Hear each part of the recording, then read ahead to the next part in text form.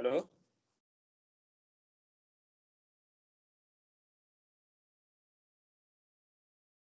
Hello.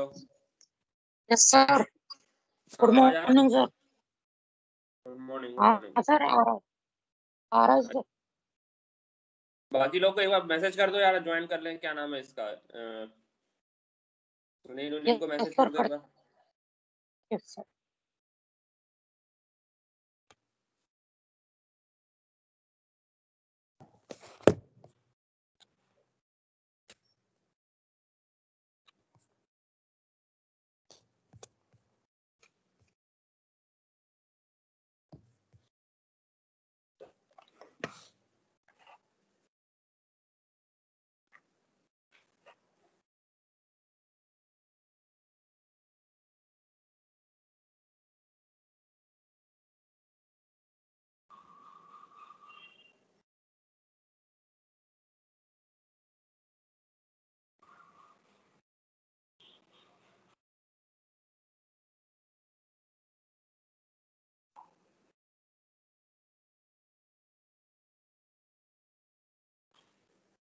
Good morning sir.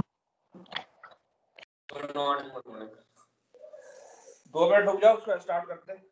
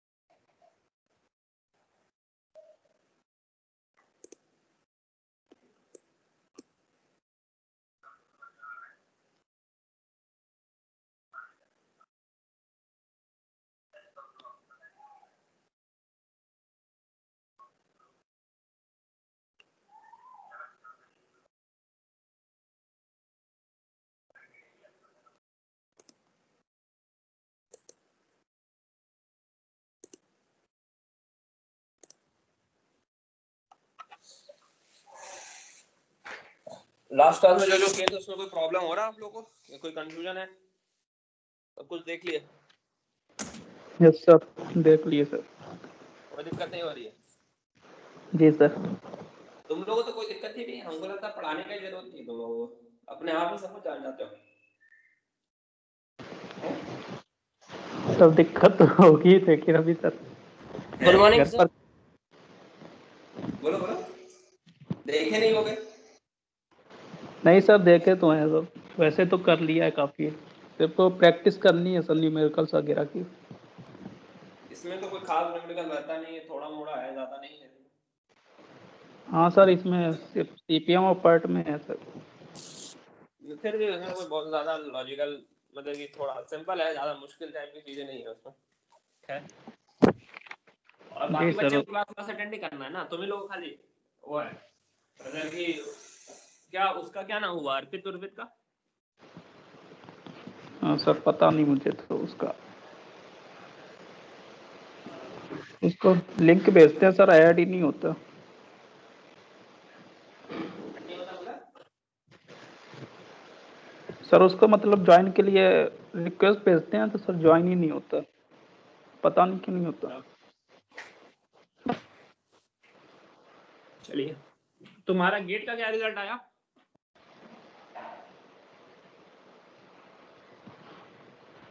Cut off qualify है बस। अच्छा, और नंदिनी का है ना, ऑनलाइन तो है। सर हमारा नहीं है तुमने नहीं दिया? सर, एग्जाम दिया था, कट ऑफ क्लियर नहीं है। अच्छा, तुम लोग तो पढ़ने वाले बच्चे हो यार, तुम लोग का तो होना चाहिए। फिर ये तुषार तुम्हारा दिया था तुमने? यस सर, दिया था लेकिन हुआ नहीं। कितना नंबर आया? 9 नंबर से। कितना? 9 9 अच्छा, नंबर। सुनीत तुम्हारे कितने नंबर थे? मेरे सर नंबर कितने आए थे? 25। कितना? 25। अच्छा, नंदिनी तुम्हारा? सर 12 थे। अच्छा, जहांगीर तुम्हारा दिए थे तुम?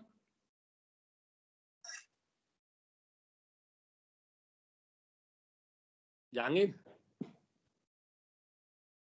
Yes sir. तुम दिए थे गेट? दिए थे सर।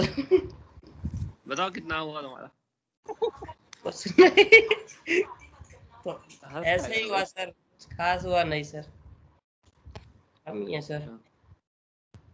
चलिए कोई बात नहीं, वो ऐसे है, एक बार नहीं हुआ तो कोई बात नहीं, अगली बार मेहनत करो, है ना। सब सर प्रैक्टिस इस नहीं हो पाई पीडीएफ सर को ज्यादा। सेंड कर देना।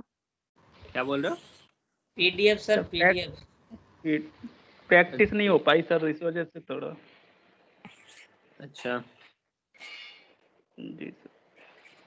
चलिए स्क्रीन दिख रहा है ना आपको? सर यस इस सर। पीडीएफ को सेंड कर देना। हाँ हाँ ठीक है, हम कर देंगे। अच्छा, तो अब बेसिकली हम लोग शुरू करते हैं। नेटवर्क का तो बेसिक हम लोगों ने देख लिया था कि क्या होता है नेटवर्क, कैसे उसको यूज करना होता है, लेकिन अब हम लोग देखेंगे उसका एक्चुअल इम्प्लीकेशन या फिर एक्चुअल उसका इंजीनियरिंग इम्प्लीकेशन क्या है। ठीक है, देखिए, तो अभी तक हम लोग दो बात कर रहे थे, दो तरह की चीजें होती हैं आपके पास। एक होता है सीपीएम, जिसको हम लोग कहते हैं क्रिटिकल पाथ मेथड। दूसरा होता है PERT, जिसको कहते हैं programme evaluation and review technique. ठीक है, तो दोनों बेसिकली क्या होता है, नेटवर्क डायग्राम के थ्रू हम लोग चीज़ों को डिटरमाइन करने की कोशिश करते हैं कि गिवन चीज़ के लिए कितना टाइम लगेगा, क्या क्या एरर होने के चांसेस है, खत्म होने की क्या प्रोबेबिलिटी है। इस टाइप की बेसिकली चीज़ों को हम लोग यहाँ पे स्टडी करते हैं। ठीक है, तो स्टडी करने के दोनों का आपको दोनों का सिग्निफिकेंस समझना पड़ेगा, और क्या होता है आपको कि ये इससे आपको ये ध्यान में आएगा कुछ बेसिक जो टर्म्स होते हैं इनके स्टैंडर्ड, वो हम लोग यहाँ पे ध्यान में देंगे और उसके बाद उसको समझने की कोशिश करेंगे। तो सबसे पहले आता है आपका PERT। तो PERT जनरली यूज होता है आपका अनसर्टेनिटी जहाँ जिस चीज़ों में होती है उन सब चीज़ों के लिए।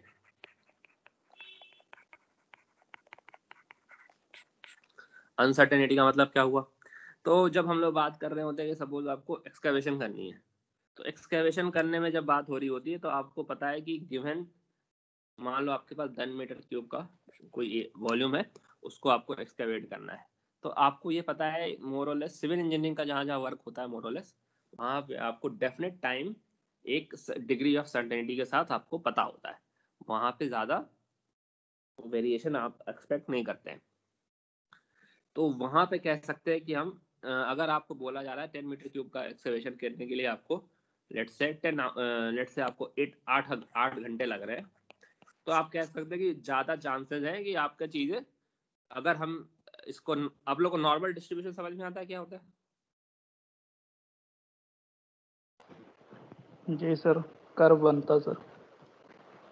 हाँ, एक कर्व बनता है जहाँ पे आप लोग चीज़ों को देखोगे कि प्लॉट करना होता है कि कितने परसेंटेज फ्रीक्वेंसी क्या होगी। अगर आपको देखें तो ये आपका बेसिकली फ्रीक्वेंसी दिखाता है।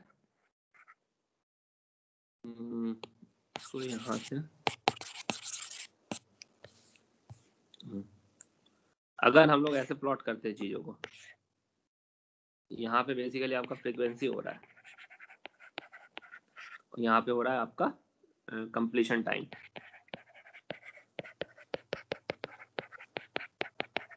तो अगर हम लोग सिविल इंजीनियरिंग वर्क की बात कर रहे हैं, फॉर एग्जांपल यही 10 मीटर क्यूब का ब्रिक ले करना है, एक्सकैवेशन कर रहा है, 8 घंटे लग रहे हैं आपको। तो आप अगर इसको प्लॉट करोगे तो मैक्सिमम आपका जो कर्व का पीक बनना होता है, अगर हम इसको कर्व के पीक को दिखाएं,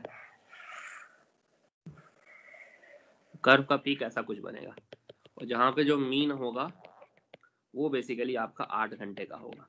मतलब आप कह सकते हैं कि वेरिएशन जो है वो काफ़ी कम है। तो आप कह सकते हैं काफ़ी सर्टेनिटी के साथ कि आपका जो काम होगा वो 8 घंटे के अंदर हो जाएगा। थोड़ा सा कम समय लग सकता है किसी पार्टिकुलर सिनेरियो में, थोड़ा सा ज़्यादा समय लग सकता है, लेकिन ज़्यादा वेरिएशन नहीं है। ये बात हो गई आपकी सिविल इंजीनियरिंग काम के लिए। लेकिन अगर आपको कुछ ऐसा काम करना है जहाँ पे आपको टाइम का सर्टेनिटी नहीं है, तो वहाँ पे वेरिएशन ऐसा नहीं होगा। इसका मतलब ये है बेसिकली आपका जो ग्राफ बना रहे हैं तो इसका टोटल एरिया होगा, इस टोटल एरिया को कहते हैं, टोटल एरिया का जो वैल्यू होगा वो 100% होगा। मतलब सारे के सारे जो आपके बेसिकली अगर आपने 100 लोगों का काम 100 बार ये काम किया तो आप देख सकते हो कि टोटल जो होगा, अगर आपने देखा कि 8 घंटे में मैक्सिमम 50 मतलब कि 60 लोगों ने 8 घंटे में काम कर दिया, कुछ लोगों ने 8 से ज़्यादा लिया, कुछ लोगों ने 8 से कम किया, तो उसी का ग्राफ है कि एक गिवन घंटे में कितने लोगों ने काम किया है वो। तो ये ग्राफ यहाँ पे बनाते हैं। इसको नॉर्मल, इसको एक तरह से फ्रीक्वेंसी डिस्ट्रीब्यूशन कर्व कहते हैं। और नॉर्मल क्या होता है, इसमें बीटा क्या होता है, वो हम लोगों ने अभी देखेंगे। अगर हम लोग बात कर रहे होते हैं कोई सिविल इंजीनियरिंग के अलावा प्रोजेक्ट, कोई मान लो रिसर्च प्रोजेक्ट के बारे में बात कर रहे हैं, तो आप सर्टेनिटी के साथ नहीं कह सकते कि गिवन प्रोजेक्ट को खत्म करने में आपको कितना समय लगेगा। अगेन मान लो कोई आपको एक रिसर्च प्रोजेक्ट काम है और आपको कुछ एस्टिमेट दिया गया कि बोला गया इस काम को करने में हमें 9 घंटे लग रहे हैं, तो आपका ग्राफ जैसे बहुत नैरो बना था वैसा यहाँ नहीं बनेगा। यहाँ पे आपका ग्राफ कुछ ऐसा बन सकता है। ये आपका पॉइंट जो होगा बीच का, लेट्स से 9 हो रहा है, 9 आवर, ठीक है। तो आप यहाँ पे देख सकते हैं अनसर्टेनिटी काफी ज्यादा है, ठीक है।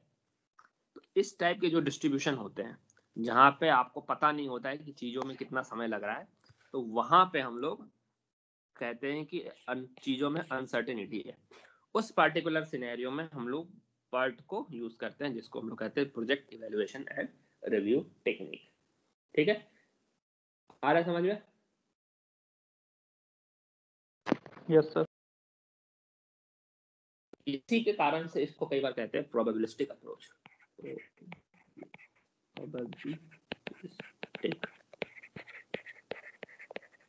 तो यहाँ पे आपके पास जैसे कि ये वाला जो अभी हमने डिस्कस किया था सिविल इंजीनियरिंग का काम, ये आपको हम लोग जनरली हिसाब करेंगे जब भी इसका कैलकुलेशन करना होगा तो हम लोग सीपीएम से करेंगे, क्रिटिकल पाथ मेथड से। तो यहाँ पे चीजें आपको सर्टेन होती है, तो इसको कहते हैं डिटर्मिनिस्टिक अप्रोच। सिमिलरली जब पार्ट की बात करेंगे जहाँ पे चीजें सर्टेन नहीं होती, आपका गैप ज्यादा हो रहा होता है, तो ये कहते हैं आपका प्रोबेबिलिस्टिक अप्रोच। यहाँ तक चीजें क्लियर है? आपको अभी तक हमने ये नहीं बताया कि नॉर्मल डिस्ट्रीब्यूशन क्या होता है, बीटा डिस्ट्रीब्यूशन क्या होता है, ये सारी चीजों ने हमने अभी डिस्कस नहीं किया है। हमने बस बताया कि एक डिस्ट्रीब्यूशन होता है, कोई भी ऐसा हो या फिर ऐसा हो, इसकी चौड़ाई हो सकती है, जरूरी नहीं है कि आपका ये वाई एक्सिस से सिमेट्रिक हो। ये सारी चीजें अभी आपको हमने नहीं बताई है, लेकिन बस ये बताया कि इस टाइप का डिस्ट्रीब्यूशन होता है। यहाँ तक चीजें क्लियर है? यस।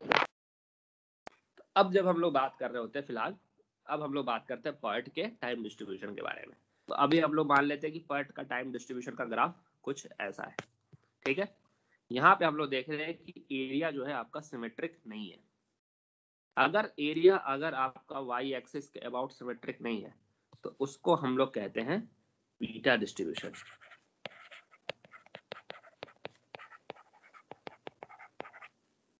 आ रहा समझ में?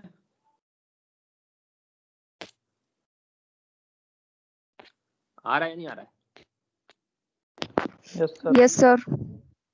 अगर आपका वाई एक्सिस के अबाउट चीजें सिमेट्रिक है, वाई एक्सिस के अबाउट सिमेट्रिक है, इसका मतलब आप कह सकते हैं कि आपका जो ग्राफ है एग्जैक्टली मिरर इमेज है अपने सेंटर का, ठीक है।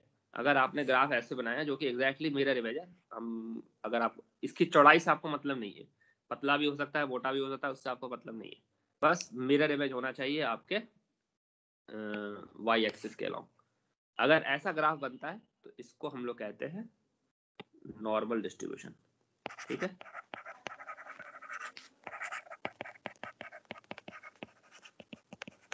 ये चीज क्लियर है? बीटा डिस्ट्रीब्यूशन और नॉर्मल डिस्ट्रीब्यूशन में क्या अंतर होता है, समझ में आया?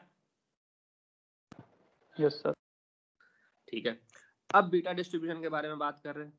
अभी हम लोग मतलब अभी नॉर्मल डिस्ट्रीब्यूशन आप लोग जब हम लोग पार्ट करेंगे तब वहां पे डिस्कस करेंगे। अभी हम लोग बीटा डिस्ट्रीब्यूशन के बारे में बात कर रहे हैं। तो इसका मतलब अभी हम लोग पर्ट के बारे में स्टडी कर रहे हैं। तो पर्ट के बारे में बात करते हैं तो क्या क्या हो सकता है इसमें। तीन तरह के टाइम आते हैं, ऑप्टिमिस्टिक, पेसिमिस्टिक और मोस्ट लाइकली। ठीक है, तो कई बार मान लो सपोज आपको बोल दिया गया कि आपको एक सब्जेक्ट पढ़ना है, ठीक है, मान लो आपको बोला गया कि आपको स्ट्रक्चर एनालिसिस पढ़ना है, तो आप कह सकते हैं कि हमको पढ़ने में हो सकता है कि 3 हफ्ते लगे। ये हो गया आपका एक तरीके से कह सकते हो मोस्ट लाइकली टाइम, मतलब आप कह सकते हैं कुछ आपको ज्यादातर चांस लग रहे हैं कि हमको खत्म करने में 3 घंटे मतलब 3 हफ्ते लगेंगे, 3 वीक्स। लेकिन आपके दिमाग में है कि अगर हम सब कुछ फेवरेबल हुआ, मान लो कि अगर आपको नोट्स आराम से मिल जाए, आपको कोई हेल्प करने वाला मिल जाए, ये सारे चीज़ों को आप कंसिडर करते हैं, तो आप कह रहे हैं कि अगर सारे चीज़ मेरे फेवर में हो गई तो हम इसको 2 वीक में ही खत्म कर देंगे।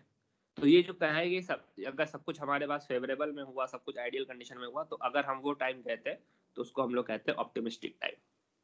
दूसरा सिनेरियो हो गया कि आप कहोगे कि कुछ भी चीज हमारे फेवर में नहीं है, सब कुछ हमारे अगेंस्ट जा रहा है, मान लो ना हमें नोट्स मिल रहा है, ना हमारा इंटरनेट ठीक नहीं है, सब कुछ कोई हेल्प करने वाला हमको नहीं मिल रहा है, तब हमको उसको खत्म करने में मान लो सपोज 5 वीक लग रहे हैं, तो ये हो जाता है आपका पेसिमिस्टिक टाइम। समझ में आ रहा? तो इसी हिसाब से एक एक्टिविटी को खत्म करने के लिए आपके पास 3 अलग अलग तरीके के टाइम हो सकते हैं। जरूरी नहीं है कि तीनों टाइम अलग हो, जरूरी नहीं है कि तीनों टाइम में इक्वल इंटरवल हो, इनमें कोई जरूरी नहीं है कि आपस में कोई रिलेशनशिप हो, लेकिन बस एक चीज रहेगा, आपका मोस्ट लाइकली टाइम बीच में पड़ेगा, ऑप्टिमिस्टिक सबसे कम होगा और पेसिमिस्टिक सबसे ज्यादा होगा। आ रहा समझ में? Yes sir. ठीक है, तो ये है आपका नॉर्मल एक तरीके से किसी भी एक्टिविटी को डिफाइन करने के लिए 3 तरीके के टाइम आप यहाँ पे डिफाइन कर सकते हैं। तो अगर हम इसी चीज को ग्राफ पे दिखाते हैं, मान लो यही आपका ग्राफ बन गया, मान लो यही एक्टिविटी है जहाँ पे बात करते हैं कि स्ट्रक्चर एनालिसिस खत्म करने में कितना समय लगा, तो यहाँ पे उस चीज का प्रोबेबिलिटी का ग्राफ बना दिए। यहाँ पे हम बता रहे हैं ये खत्म करने के चांसेस क्या है, तो आप बता रहे हो कि ये ऑप्टिमिस्टिक टाइम है, मतलब कुछ भी हो जाए कम से कम इतना समय तो हमें लगेगा, और ये पेसिमिस्टिक टाइम है, मतलब सब कुछ अगर हमारे हाथ से बाहर चला गया तब भी हम 5 हफ्ते में यहाँ पे हम खत्म कर ही देंगे इसको। तो ये ऑप्टिमिस्टिक हो गया, ये पेसिमिस्टिक हो गया। बीच में मोस्ट लाइकली मतलब ज्यादातर चांस है, जो कि हमने यहाँ पे 3 हफ्ते बोले थे, ज्यादातर चांस है कि 3 हफ्ते लगे। जरूरी नहीं है कि आपका कर्व का जो एरिया है आपका ऑप्टिमिस्टिक टाइम पे, मतलब कि आपका जो मोस्ट लाइकली टाइम है वहां पे 50% हो, ठीक है। लेकिन अगर आपको पता करना है कि 50% चांस कब है कि हमारा ये प्रोजेक्ट खत्म हो जाए या फिर हमने एक एक्टिविटी को खत्म कर ले, तो उसके लिए एक फॉर्मूला आता है ये वाला, यहाँ पे हम लोग लिखते हैं टाइम, मोस्ट लाइकली टाइम, या फिर आप कह सकते हैं एक्सपेक्टेड टाइम, इसका नाम हो जाता है एक्सपेक्टेड टाइम, जिसको डिफाइन करते हैं T0 + 4, मतलब कि बेसिकली इस टाइम को एक बार लेते हैं, इसको एक बार लेते हैं, और यहाँ पे जो टाइम है इसको 4 बार लेते हैं और उसको डिवाइड बाई 6 करते हैं, ठीक है। इससे जो टाइम आता है आपका, ये होता है आपका एक्सपेक्टेड टाइम, इसको लिखते हैं। तो इससे बेसिकली क्या चलता है, 50% कंप्लीशन का प्रोबेबिलिटी जो आता है वो ये हुआ। ये चीज क्लियर है? Yes sir. तो यस आपके सर। पार्टिकुलर सिनेरियो में, जैसे कि हमने यहाँ पे आपको बताया था कि आपको काम खत्म करने में 2 हफ्ते, 5 हफ्ते या 3 हफ्ते लगते हैं, तो आपके हिसाब से मोस्ट मतलब कि क्या कह सकते हैं एक्सपेक्टेड टाइम क्या होगा इसमें बताओ। एक्सपेक्टेड टाइम हो जाएगा आपका 2 + 4 × 3 + 5 डिवाइड बाई 6, ये हो जाएगा आपका टी,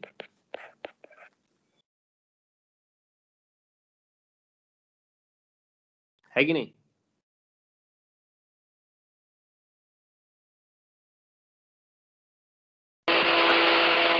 थ्री वीक समथिंग आएगा। कितना हुआ? 3 वीक के समथिंग आएगा सर। 3 पॉइंट कुछ 19/6 समथिंग कुछ आएगा, 3.1 समथिंग आ रहा है। तो ये आपका मतलब कि आप ये कह सकते हैं 50% कॉन्फिडेंस के साथ आप ये कह सकते हैं कि इतने समय में हम 50% प्रोबेबिलिटी के साथ कह सकते हैं कि ये काम हमारा खत्म हो जाएगा। ये समझ में आया? तो अब आपको समझ में आ रहा है कि जहाँ पे बीटा डिस्ट्रीब्यूशन की बात हो रही है वहाँ पे 3 तरीके के टाइम होते हैं, जिसको कहते हैं ऑप्टिमिस्टिक, मोस्ट लाइकली और पेसिमिस्टिक। इससे हम लोग डिवाइड करते हैं एक्सपेक्टेड टाइम, और यहाँ पे एक और चीज आती है आपको, standard deviation of the activity, मतलब इन दो एक्टिविटी में आपका जो सिग्मा जो होगा उसका मेजर क्या होगा, तो उसको कैलकुलेट करने के लिए यहाँ पे डायरेक्टली फॉर्मूला दिया हुआ है TP minus T not divide by 6। ठीक है, तो इन सारे चीजों का हम लोग यूज करते हुए आगे प्रोसीड करेंगे। ये कहाँ से है आपको समझ में आ रहा है?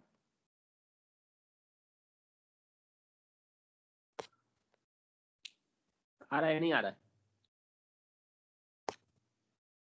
आ रहा है सर। चलिए, तो यही अभी इसके बाद हम लोग अब बात करते हैं सेंट्रल लिमिट थ्योरम में। हम लोग बात कर रहे हैं कि अगर आपको पता करना है कि पूरे प्रोजेक्ट को खत्म करने में आपका कितना समय लगेगा, ठीक है, तो आपको क्या करना, मान लो ये आपका एग्जांपल दिया क्रिटिकल पाथ का, यहाँ पे हम लोग डॉटेड लाइन से दिखा रहे हैं कि ये जो अभी तक आपने देखा था ना, हम लोगों ने बीच बीच में नेटवर्क डायग्राम बनाते थे, तो एक इस हिसाब से टैकल करते बताते थे कि बताओ कि इस प्रोजेक्ट को खत्म करने में मिनिमम कितना समय लगेगा। उसके बाद ये भी देखते थे कि कौन सी एक्टिविटीज जो है वो आपको क्रिटिकल एक्टिविटी है, मतलब कि कौन सी एक्टिविटी भी आप डिले नहीं कर सकते थे। ये हमने अभी पिछले क्लासेस में आप लोगों को करके दिखाया था ना। Yes sir. तो उसी हिसाब से जो लाइन बनता था उसको हम लोग क्रिटिकल पाथ करते थे। अगेन उसके बारे में अभी हम लोग डिटेल में बात नहीं किए, लेकिन मोरलेस उसको समझो। तो जो हम लोग क्या करते थे, जो एक्टिविटी का जो टाइम लाइन होता, टाइम लगता था, उसको हम लोग ऐड करते थे। तो ये जो main theorem central limit theorem कहता है कि आपको पूरे प्रोजेक्ट में जितना टाइम लगेगा वो आपको फाइंड आउट करना है। तो आप क्या करिए, जो आपके क्रिटिकल पाथ में सबका जो TE है, मतलब एक्सपेक्टेड टाइम है, सबका सम कर दीजिएगा, तो आपको पता चल जाएगा कि कितना समय लगेगा। समझ में आया? Yes sir. तो T डायरेक्टली यस सम से आ सर। जाता है। और दूसरा आपका एक आपको हमने टर्म में पढ़ा था स्टैंडर्ड डेविएशन। तो स्टैंडर्ड, अगर आपने स्टैटिस्टिक्स ठीक से पढ़ा होगा तो आपको ध्यान में आ रहा होगा, हम लोग स्टैंडर्ड डेविएशन को डायरेक्टली नहीं जोड़ सकते। हम लोग अगर किसी चीज को जोड़ते हैं तो हम लोग वेरिएंस को जोड़ सकते हैं। तो वेरिएंस क्या होता है, सिग्मा स्क्वायर होता है। तो यहाँ पे कह रहा है कि आपके प्रोजेक्ट का टोटल जो वेरिएंस होगा वो सारे वेरिएंस का सम होगा। उसी हिसाब से स्टैंडर्ड डेविएशन क्या हो जाएगा, अंडर रूट ऑफ वेरिएंस हो जाएगा आपका। ठीक है, तो अगर आपको बोला जाए कि टोटल आपको पाथ में बताना है कि कितना समय लगेगा, तो आपको सब सारे TE का सम करना पड़ेगा। और अगर आपको बताना है कि स्टैंडर्ड डेविएशन कितना होगा, तो आपको सारे स्टैंडर्ड डेविएशन के स्क्वायर का सम करना पड़ेगा अलोंग द क्रिटिकल पाथ। ये ध्यान रखना है, ठीक है, अलोंग।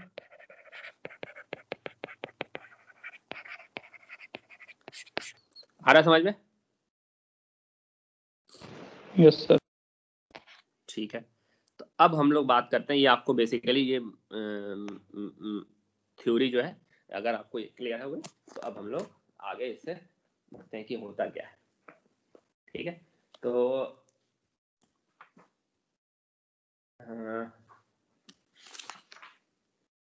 प्रोबेबिलिटी डिस्ट्रीब्यूशन कर्व के बारे में आप लोगों को समझ में आता है क्या है?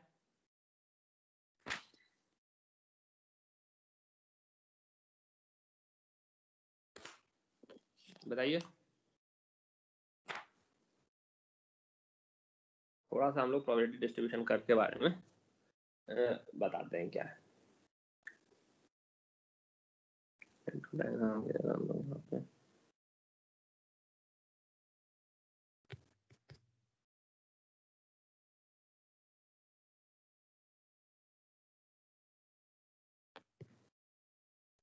तो प्रोबेबिलिटी डिस्ट्रीब्यूशन कर्व होता है, वो देखिए क्या है। ये बेसिकली क्या है आपका,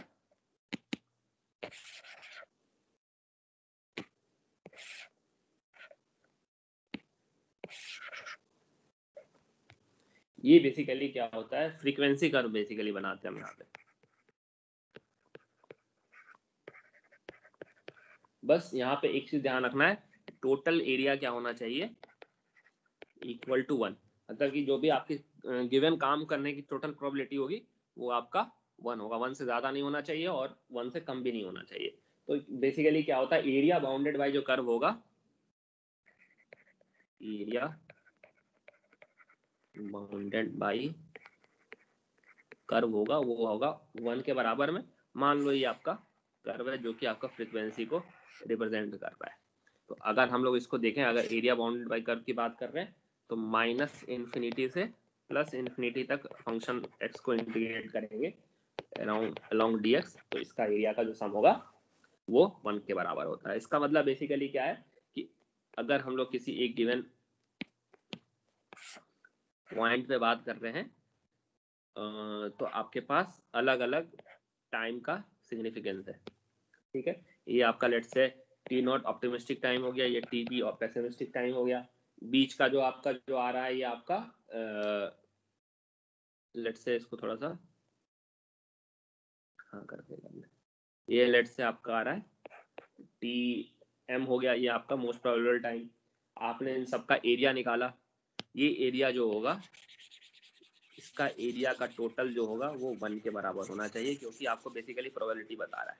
तो अगर हम लोग यहाँ पे वही पुराने एग्जांपल बताते हैं, 3 वीक की बात करें, सॉरी 2 वीक, 3 वीक और 5 वीक, तो ये क्या इस चीज की प्रोबेबिलिटी कि आपका पूरा का पूरा प्रोजेक्ट 2 हफ्ते से 5 हफ्ते के बीच में हो जाएगा, उसकी प्रोबेबिलिटी 100% है। तो इसीलिए हम लोग एरिया को 1 से दिखाते हैं। इसी के बाद आता है आपका बीच में जो हम लोग कह रहे थे मोस्ट एक्सपेक्टेड टाइम, जहाँ पे हम लोग बात कर रहे थे कि आपका एरिया 50% के बराबर हो जाए। तो इसी को हम लोग यहाँ पे टी से रिप्रेजेंट कर रहे थे, जिसकी वैल्यू आई थी 3.1 समथिंग, जो कि हम लोगों ने डिराइव किया था T is equal to T naught plus 4 T M plus T P divide by 6, ठीक है। तो इससे ये होता है कि 50% इसके लेफ्ट हैंड साइड में जो होगी उसको उसमें खत्म होने की प्रोबेबिलिटी आपका 50% है, और इसके राइट हैंड साइड में काम को खत्म होने की प्रोबेबिलिटी आपकी 50% है। तो इसका मतलब क्या है, आपका 2 वीक से 3.1 वीक में आपका काम खत्म हो, इसकी प्रोबेबिलिटी 50% है, और 3.1 वीक से 5 वीक के बीच में आपका काम खत्म हो, इसकी भी प्रोबेबिलिटी 50% है। तो बेसिकली आपका आपका क्या कह सकते हैं कि ये आपका प्रोबेबिलिटी डिस्ट्रीब्यूशन कर्व का हिसाब किताब यही होता है। आपको समझ में आ रहा है ये? Yes sir. अगर आपसे क्वेश्चन में पूछा जाए, बताओ कि अगर आपके पास कर्व दिया गया है, आपको बोला जाए बताओ कि इस चीज की क्या प्रोबेबिलिटी है कि हमारा 3 हफ्ते से 4 हफ्ते के बीच में प्रोजेक्ट खत्म होगा, तो आप सिंपली क्या करेंगे, 3 हफ्ते का लाइन लेंगे और यहाँ पे लेट्स से 4 हफ्ते का लाइन, 4 हफ्ते का लाइन आ रहा है। आपको क्या करना है, इन दोनों के बीच का जो भी टाइम आएगा, ठीक है, इन दोनों के बीच में जो भी टाइम आएगा उसको एरिया को कैलकुलेट कर लोगे, वो जो भी एरिया आएगा वो एरिया आपको बता देगा। लेट्स से एरिया को हम लोग कहते हैं A1, तो इसके बीच में जो आएगा एरिया वो करस्पॉन्डिंग हो जाएगा प्रोबेबिलिटी टू कि 3 से 4 हफ्ते के बीच में खत्म करने में आपको कितना समय लगेगा। ये समझ में आ रहा है आपको?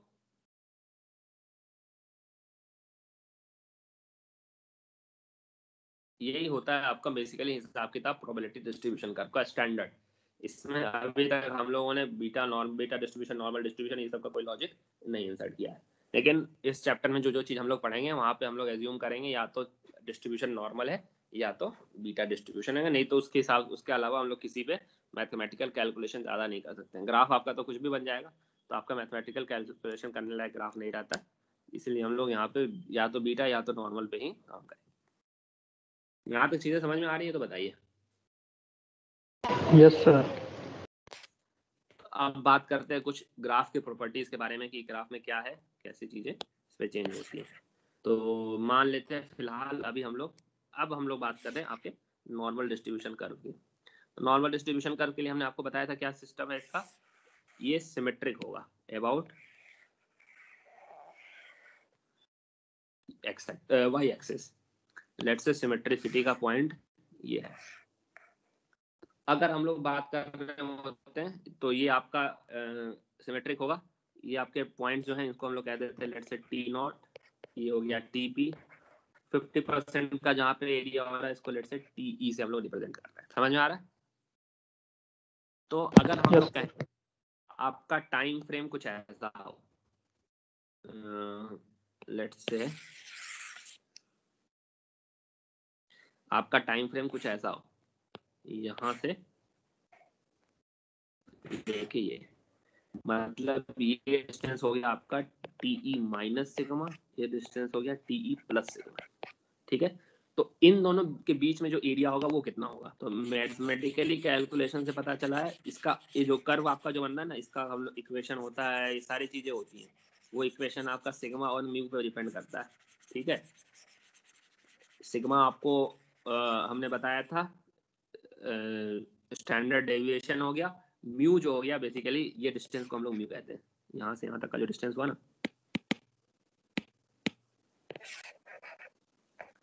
इस डिस्टेंस को हम लोग म्यू कहते हैं। और इसका जो स्प्रेड होता है, मतलब ये आपका ग्राफ जो स्प्रेड किया हुआ है उसको हम लोग सिग्मा कहते हैं।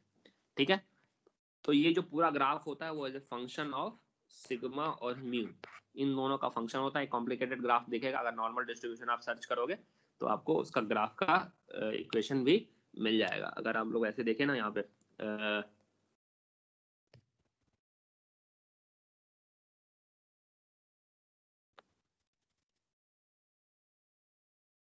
नॉर्मल डिस्ट्रीब्यूशन इक्वेशन देखें,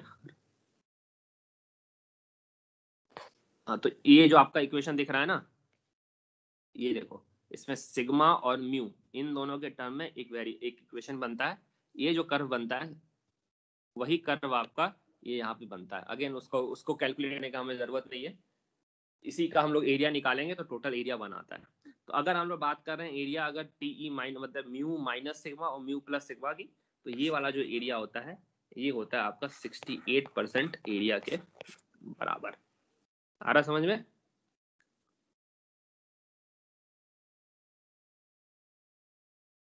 आ रहा है नहीं आ रहा? सर ये 68% कहाँ से आए? कैलकुलेटेड है सर? ये कैलकुलेटेड है, कुछ स्टैंडर्ड रिजल्ट आपको याद भी रखने होंगे। तो इसी नॉर्मल डिस्ट्रीब्यूशन का जो कर्व है इसको हम लोगों ने इंटीग्रेट किया म्यू माइनस सिग्मा से म्यू प्लस सिग्मा तक, तो इसका आंसर आएगा आपका 68%। ठीक है, इसका मतलब क्या हुआ हम बता रहे हैं, लेट्स से कोई एक्टिविटी है जिसका म्यू आ रहा है आपका 10 और सिग्मा आ रहा है 2। ठीक है, तो इसका मतलब क्या हुआ, उस एक्टिविटी को 8 दिन से 12 दिन के बीच में खत्म करने की प्रोबेबिलिटी आपकी 68% है। आ रहा है समझ में? Yes sir. तुम लोग मैथ में तो पढ़े होगे ना ये सब, फ्रीक्वेंसी डिस्ट्रीब्यूशन ये सब चीजें। यस सर पढ़। इसी हिसाब से आप लोग देखें 2-3 रिजल्ट आपको ध्यान रखने हैं। 68% आ रहा है। अगर हम लोग इसको स्प्रेड को और चौड़ा कर देते हैं, मान लो हम लोग बात कर रहे हैं टीई माइनस 2 म्यू से टीई प्लस 2 म्यू, मतलब पुराने एग्जाम्पल के हिसाब से 8 से 12 की जगह अब हम लोग बात करें 6 से 14, तो इसके अंडर में जो एरिया आएगा ये एरिया आपका 95% होगा। ठीक है, ये एरिया होगा 95%, ये भी आपको याद रखना है। और अगर हम लोग यही एरिया अगर बात कर रहे होते हैं 3 म्यू तक, मतलब कि म्यू माइनस 3 सिग्मा और म्यू प्लस 6 सिग्मा, इन दोनों के बीच के अगर एरिया के बारे में बात कर रहे हैं तो ये होता है आपका 99.7% एरिया होता है। ठीक है, मतलब ये जो एरिया हुआ 99.7% हुआ। ठीक है, तो इसका मतलब क्या हुआ, यहाँ पे डिस्टेंस हो गया आपका 4 से लेके 16 तक, अगर आपका म्यू की वैल्यू 10 है और सिग्मा की वैल्यू 2 है। तो इसका मतलब कहना क्या मतलब होगा कि क्या प्रोबेबिलिटी है कि आपका काम 4 दिन से 16 दिन के बीच में हो, तो उसकी प्रोबेबिलिटी 99.7% है। तो बेसिकली आपको पूरे इसमें न्यूमेरिकल का जो एप्लीकेशन होगा यही होगा कि आपको बताना है कि ये बताओ कि 50% प्रोबेबिलिटी खत्म करने की कितने दिन के अंदर होगी, 100% तो नहीं होगा, 90% में खत्म करने की क्या प्रोबेबिलिटी है। अगर आपको प्रोजेक्ट को टारगेट खत्म करना है 17 दिन का, तो आपको बताना है क्या प्रोबेबिलिटी है कि 17 दिन के अंदर आपका प्रोजेक्ट खत्म हो जाएगा। तो इस टाइप के क्वेश्चंस आपको जहाँ पे पार्ट होगा वहां से डिटेल, वहां से आपको बेसिकली सॉल्व करने होंगे आपको, लेकिन उसके लिए सिग्मा और म्यू निकालना होगा। और सिग्मा और म्यू निकालने के लिए हमने आपको बताया सिग्मा म्यू क्या होगा, आपका क्रिटिकल पाथ का सम होगा। अगर टीई का सम करेंगे तो आपको क्रिटिकल पाथ का सम होगा, यही आपका सिग्मा आएगा, सॉरी म्यू होगा, और सिग्मा होगा, सिग्मा आपको क्रिटिकल पाथ के अंदर का स्टैंडर्ड डेविएशन का सम करके आपको अंडर रूट लेना होगा। तो आपको मोर और लेस पूरे क्वेश्चन का जो एप्लीकेशन है वो आपको यहाँ पे क्वेश्चन आपको डायरेक्टली यहाँ पे सॉल्व करने वाले होंगे, लेकिन सिग्मा और म्यू को फाइंड आउट करने के लिए आपको अभी जो हमने सीपीएम या पार्ट हमने चार्ट बनाया था जहाँ पे हम लोग को करना है वो चीज हम लोग यहाँ पे देखेंगे, मतलब कि वहां से चीजों को फाइंड आउट करना है। मतलब इनका यूज है आपका म्यू और सिग्मा निकालना है और उसके बाद निकाल के वो मैथमेटिकली ग्राफ के हेल्प से हम लोग चीजों को कैलकुलेट करेंगे। तो यहाँ तक चीज आपको समझ में आ रही, ये क्या है? Yes sir. चलो यहाँ तक अगर चीजें क्लियर है तो आपको कुछ time computation of the events के बारे में बात करते हैं, मतलब कि कुछ टर्मिनोलॉजी जो है वो हम लोग बात करेंगे। मतलब बेसिकली ये जो है time computation of the event, इनके बारे में हम लोग थोड़ा सा डिस्कस करेंगे, ये क्या चीज होती है और इनका कैसे हम लोग लेके काम करना है।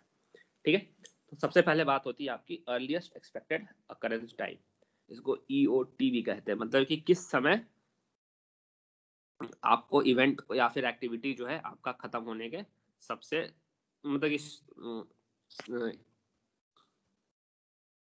मतलब किसी भी एक्टिविटी की शुरुआत होने के सबसे पहले वाली प्रोबेबिलिटी क्या है। ठीक है, कहने में थोड़ा सा आपको कंफ्यूजन लग रहा होगा, लेकिन मान लेते हैं लेट्स से कि एक आपका एक्टिविटी और इवेंट को हम लोग इस हिसाब से रिप्रेजेंट कर रहे हैं।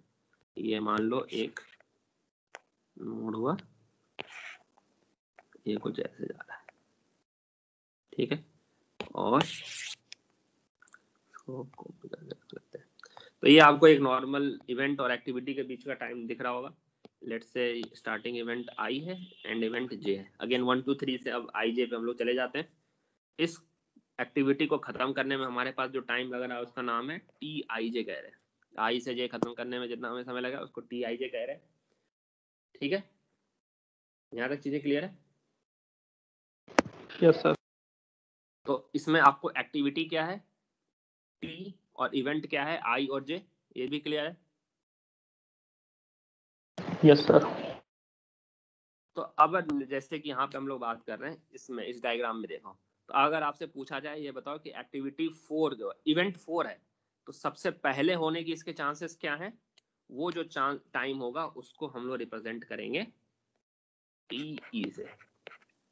ठीक है, तो अब देखो एक्टिविटी 4 कब हो सकता है? आप चाहो तो 1 2 4 जाओगे तब हो सकता है, 1 2 4 जाओगे तो होने के चांसेस कब हैं इसके बताओ?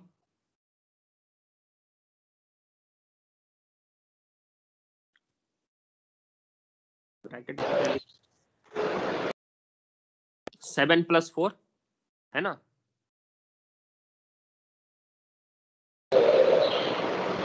सर 2 + 5 होगा। 5 आपका टाइम नहीं है, टाइम आपका ये 4 लिखा हुआ जो है ना ब्रैकेट के अंदर वाला जो चीज है वो टाइम नहीं है, आपके बाहर जो लिखा है वो टाइम है। ठीक है, ब्रैकेट के अंदर में आपको दूसरा चीज है उसको आप इग्नोर करिए। अभी बताइए एक्टिविटी इवेंट जो 4 है आपका अकरेंस का सबसे क्या क्या टाइम हो सकता है? अगर आप 1 2 4 जाएं तो क्या होगा बताओ? 4 + 7 11 जी सर 11। या फिर आप ऐसे जा सकते हैं 4 + 5 + 4। Yes sir. एक्टिविटी 4 कब होगा? जब आपका ये वाला इवेंट भी पूरा हो जाए, ये वाला इवेंट भी पूरा हो जाए। दोनों इवेंट कब पूरे होंगे? मतलब कि जिसको सबसे ज्यादा समय लग रहा है वो खत्म होने में, मतलब कि वो पूरा सक्सेसफुली खत्म हो जाए। तो सबसे ज्यादा टाइम किस में लग रहा है? 4 + 5 + 4। तो इसको खत्म होने में कितना समय लगा आपको? 13 दिन, मतलब 13 जो भी यूनिट आ रहा है। तो आप कह सकते हैं इवेंट 4 तब तक नहीं होगा जबकि आपका 13 दिन नहीं बीत जाए। ये वाले से मतलब ही नहीं है। क्यों? क्योंकि यहाँ से तो आपको टेक्निकली तो 11 दिन में हो जा रहा है, लेकिन आपका ये वाला काम पूरा नहीं हो पाएगा तब तक आपको इंतजार करना पड़ेगा। और ये इंतजार करना पड़ेगा तो आप ये नहीं कह सकते कि ये वाला इवेंट खत्म हो गया। तो इसलिए कहेंगे सबसे पहले अकरेंस का जो समय होगा उसको हम लोग कहेंगे आपका अर्लीस्ट एक्सपेक्टेड अकरेंस टाइम, जिसको हम लोग TE से रिप्रेजेंट करेंगे।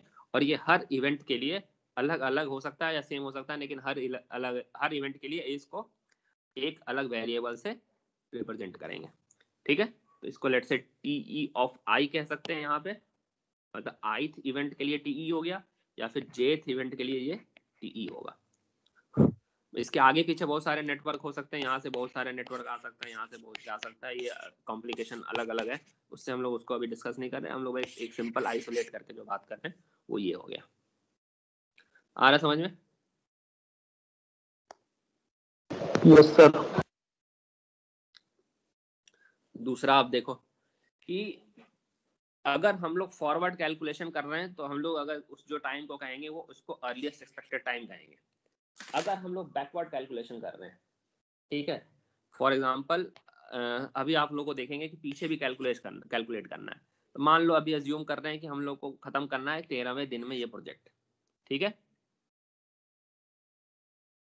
तो आपके पास दो ऑप्शन है। ये जो सेकंड एक्टिविटी इवेंट नंबर 2 है, आपको कब तक खत्म हो जाना चाहिए, ठीक है। तो इसको कब तक खत्म हो जाना चाहिए उसके लिए आपको पीछे से देखना पड़ेगा। तो ये वाला इवेंट 13वें दिन पे हो जाना चाहिए, तो इस 13 - 7 करेंगे तो इसका हो गया बेसिकली आपको 6ठे दिन तक ये आपका इवेंट 2 हो जाना चाहिए, तभी आप इवेंट 4 को 13वें दिन पे खत्म करेंगे। तो यहाँ से कैलकुलेट करने का आपका बैकवर्ड पाथ में एक ये पाथ आ गया और एक ये वाला पाथ आ गया। तो दोनों पाथ में से जो सबसे आपका लेटेस्ट होगा, मतलब कि आपका सबसे मिनिमम वैल्यू जो प्रोवाइड करेगा, वो प्रोवाइड आपका जो वैल्यू होगा उसको हम लोग TL से रिप्रेजेंट करेंगे। इसको कहेंगे लेटेस्ट अलाउएबल अकरेंस टाइम। मतलब कि अगर हम इस इवेंट को 6ठे दिन तक होने देते हैं तो ये वाला हमारा एक्टिविटी, ये वाला इवेंट 13वें दिन नहीं खत्म होगा, क्योंकि 6 + 5 + 4 ये आपका 15 हो जा रहा है। 13 दिन पे ये आपका काम खत्म नहीं होगा। तो आपको इस हिसाब से देखना है कि बैकवर्ड कैलकुलेशन में जो वैल्यू मिनिमम आए उसको हम लोग TL लिखेंगे, और फॉरवर्ड कैलकुलेशन में जो वैल्यू मैक्सिमम आई उसको हम लोग TL लिखेंगे।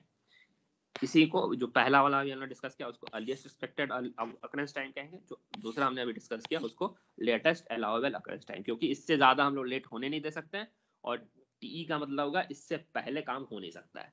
दोनों का अगर इसको साधारण भाषा में कहें तो इसका मतलब यही हुआ कि इसके TL से ज्यादा TL से ज्यादा हम लोग प्रोजेक्ट उस इवेंट को लेट नहीं कर सकते हैं, और TE के पहले उस इवेंट को खत्म नहीं कर सकते। ठीक है, इसका मतलब समझ में आया आपको? Yes sir. तो इसका मतलब हुआ आपको जब TE कैलकुलेट करना पड़ेगा तो आपको जो भी अलग अलग आपके पास पाथ आ रहे हैं, मतलब यहाँ पे आपने देखा कि एक पाथ ये है, एक पाथ ये है, तो यहाँ पे जो मैक्सिमम होगा वो आपको लेना पड़ेगा TE के कैलकुलेशन में। और बैक कैलकुलेशन में जब हम लोग बात कर रहे थे, यहाँ पे देखो बैक कैलकुलेशन में भी दो पाथ पड़ रहे हैं, तो यहाँ पे बैक कैलकुलेशन में जो वैल्यू आपको मिनिमम आएगी वो आपको यहाँ पे कंसिडर करनी पड़ेगी। आया समझ में दोनों में अंतर? Yes sir. Yes sir. अगर आपको चीजें समझ में आ रही हैं तो कोई दिक्कत नहीं होना चाहिए, क्योंकि अब हम लोग एक एग्जांपल करेंगे और दोनों उस एग्जांपल में TE और TL कैलकुलेट करेंगे और चीजों को आगे हम लोग प्रोसीड करेंगे। तो एक हम लोग एग्जांपल करके देखते हैं नेटवर्क डायग्राम का। ठीक है, देखो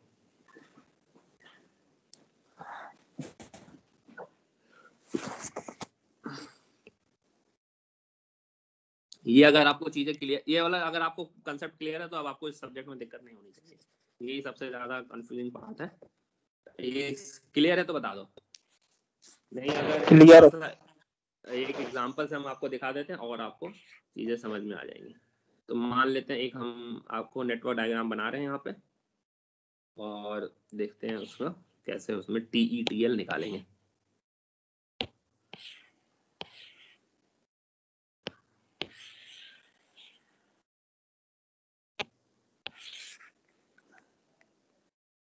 ठीक है, अभी हम लोग चूंकि उससे एक्टिविटी इवेंट आप लोगों ने नेटवर्क डायग्राम बनाना सीख ही लिया है, तो उस चीज को हम लोग यहाँ पे अभी नहीं इन्वॉल्व कर रहे हैं, बस हम लोग कैलकुलेशन वाले पार्ट पे फोकस करेंगे।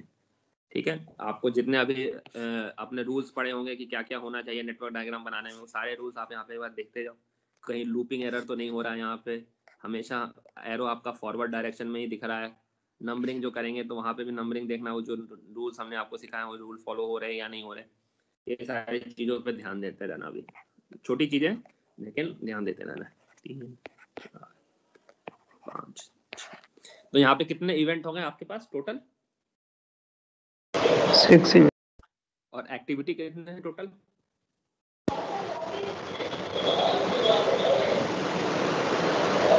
7। 1 2 3 4 5 6 हाँ 7 एक्टिविटी है। अब आपको क्या करना है, सारे एक्टिविटी का ड्यूरेशन पता है। लेट्स से इसको खत्म करने में 2 दिन लगते हैं, 2 या आवर समझ लो, दिन समझ लो। ये 2, ये 7, ये 3, 6, ये 2, ये 3। अब आपको हर इवेंट के लिए अर्लीस्ट अकरेंस टाइम और latest occurrence time find out करना है। तो फाइंड आउट करने के लिए हम लोग कहीं लिखना पड़ेगा, तो एक छोटा सा एक फॉर्मेट इस हिसाब से बना देते हैं जिसको हम लोग हर जगह यूज करेंगे।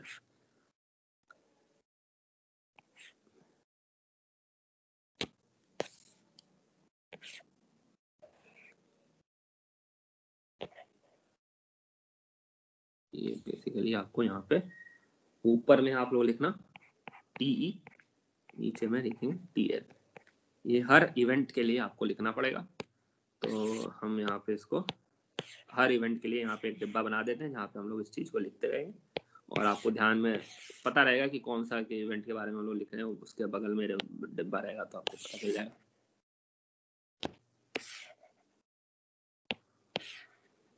हर इवेंट के बारे में हम लोग कैलकुलेशन करेंगे, ठीक है। अब बताओ इवेंट 1 क्या अर्लीस्ट अकरेंस टाइम क्या होगा? 0। हमने जो कैलकुलेशन करें पर्पल सब लिखा 0 से। इवेंट 2 का अर्लीस्ट अकरेंस टाइम क्या होगा? 0 + 2 2। 2 सर। 3 का क्या होगा? 4। 2 + 2 आपने लिखा 4, ठीक है। अब बताइए 5 का क्या होगा? सर मैक्सिमम निकालना पड़ेगा तीनों रील पास। ओपन हो रहा है। क्या करेंगे? 5 तक मैक्सिमम आने के लिए निकालना। आपके पास 3 रास्ते हैं। एक रास्ता ये है, एक रास्ता ये है, और एक रास्ता ये है, ठीक है। तो ये 3 रास्ते हैं, 1 2 3। आपको तीनों रास्ते में जो मैक्सिमम होगा वो कैलकुलेट करना पड़ेगा। तो सबसे पहले तो हमने यहाँ पे एक देखा तो अभी तो खाली है, चौथा वाला देखें। 4th का करना है तो 6 + 2 करेंगे तो ये हो गया 8, है ना। Yes sir. तो अब हम देखते हैं 5th इवेंट का अर्लीस्ट अकरेंस टाइम होने का क्या चांस, क्या क्या हो सकता है। तो पहला ऑप्शन क्या है, 7 + 4 कितना हो गया? 11। दूसरा ऑप्शन क्या है, 2 + 10। 2 + 3 पहले देखते हैं। ये यहाँ पे आप 5। ये 2 + 3, तो ये कितना हो जाएगा आपका 5। और तीसरा ऑप्शन क्या है आपका 8 + 2, ये हो गया 10। हमने आपको अभी क्या बताया था, मैक्सिमम ये इवेंट तब तक नहीं होगा जब तक सारे के सारे पीछे वाले खत्म ना हो जाए। तो इसका जो होगा मैक्सिमम वैल्यू हम यहाँ पे लेंगे जो कि होगा आपका 11। अब बताओ 6 कब इवेंट 6 कब होगा? 11 + 3 14। सिंपल है। यस। अब हम लोग देख रहे हैं कि ये प्रोजेक्ट जो है खत्म होने में 14 दिन लगेंगे। तो इवेंट 6 को हम लोग लेटेस्ट कब तक खत्म कर सकते हैं? 14।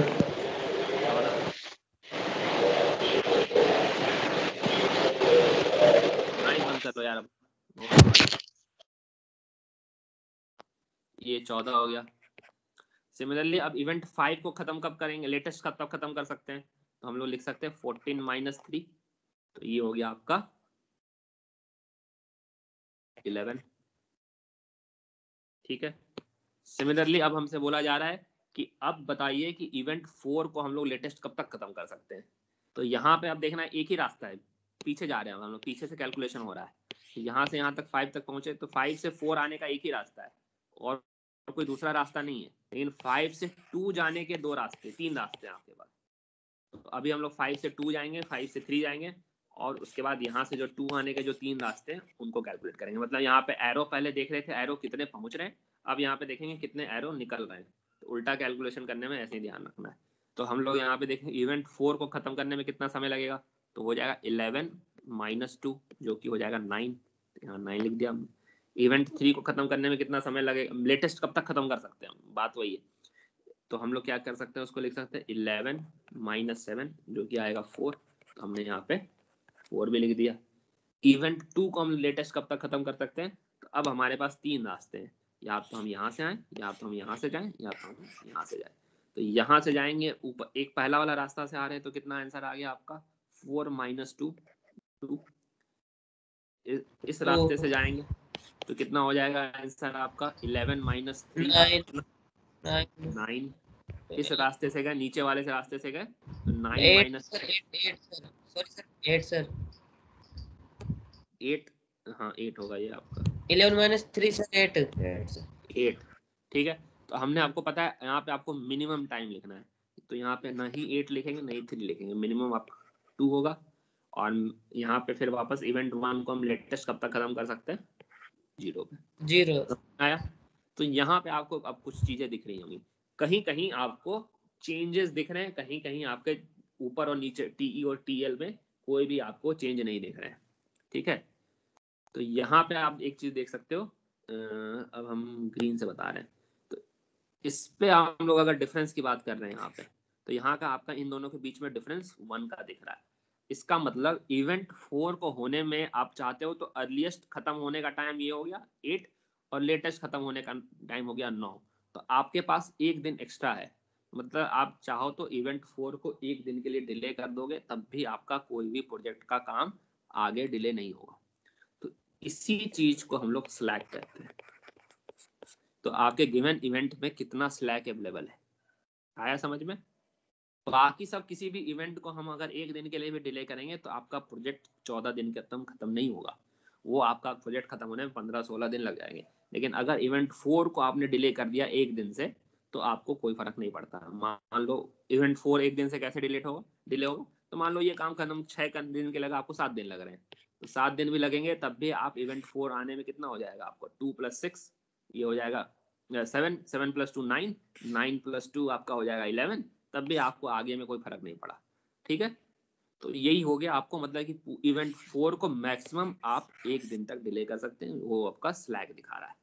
ये पूरा काम आपको इसलिए करना होता था ताकि आपको पता चल जाए आपके लिए क्रिटिकल इवेंट्स कौन कौन से हैं। तो क्रिटिकल इवेंट आपके कौन कौन से हुए यहाँ पे देखिए, क्रिटिकल इवेंट जो जो हुए उनको हम अब रेड से दिखा रहे हैं। तो जहां जहां आपको कोई डिले नहीं कर सकते हो, तो यहाँ आप कोई डिले नहीं कर सकते हैं, यहाँ इस इवेंट को आप डिले नहीं कर सकते हैं, इस इवेंट को डिले नहीं कर सकते हैं, इस इवेंट को डिले नहीं कर सकते हैं, और इस इवेंट को डिले नहीं कर सकते। तो इनको जोड़ने वाले जो लाइन हो गए वो आपके क्या हो गए, क्रिटिकल पाथ हो गया, ठीक है। तो अब हम लोग इसको क्या करते हैं रेड से, ये जो आपका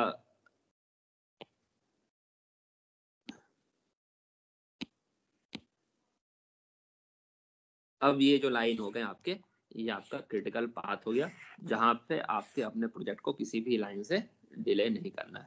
समझ में आ गया?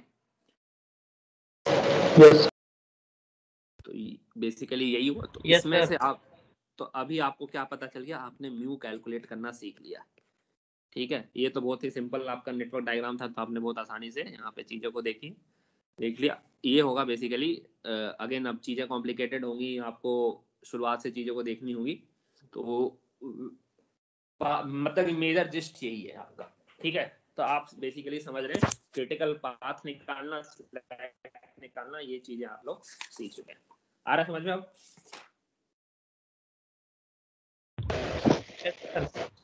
Yes sir. ठीक है। अब आप क्या करिए, आपको हम एक छोटा सा क्या कर रहे हैं, होमवर्क दे रहे हैं, और आपको बताना है कि पूरा प्रोजेक्ट खत्म करने के लिए आपका कितना टाइम लगेगा। और अगर सिमिलरली अगर आपको वेरिएंस कैलकुलेट करना है, अगर आपको सिग्मा निकालना है, तो सिग्मा निकालने के लिए क्या करोगे, √of σ1 स्क्वायर σ2 स्क्वायर ऐसे कर देंगे ऑन क्रिटिकल पाथ ओनली। जो एक्टिविटी या जो भी इवेंट आपके क्रिटिकल पाथ में नहीं है उनका आपको कंसिडर नहीं करना है, ठीक है। यहाँ पे अभी जो जो क्रिटिकल पाथ में उन्हीं को हमने कंसिडर किया। तो सिमिलरली एक आप छोटा सा क्वेश्चन लीजिए, जिसका हम अभी आपको फोटो खींच के दे रहे हैं, और उसको आप लोग सॉल्व करेंगे और उसको कैलकुलेट करके बताएंगे कि उसका एक्सपेक्टेड कंप्लीशन ऑफ टाइम क्या होगा, क्रिटिकल पाथ क्या होगा, और बाकी चीजें जो है वो हम लोग यहाँ पे करके देखेंगे। तो एक आपको क्वेश्चन यहाँ पे दे रहे हैं।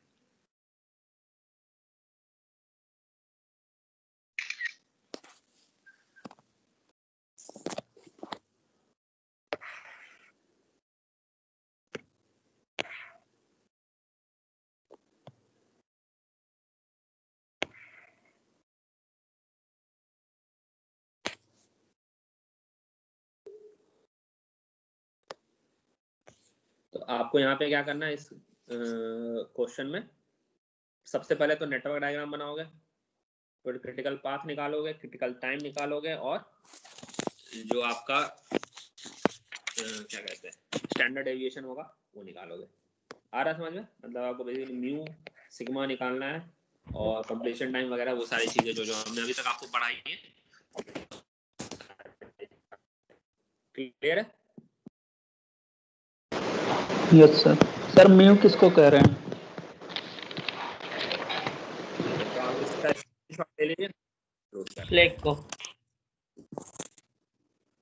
स्क्रीनशॉट ले लो। आपका नेक्स्ट क्लास थर्सडे को है, उस दिन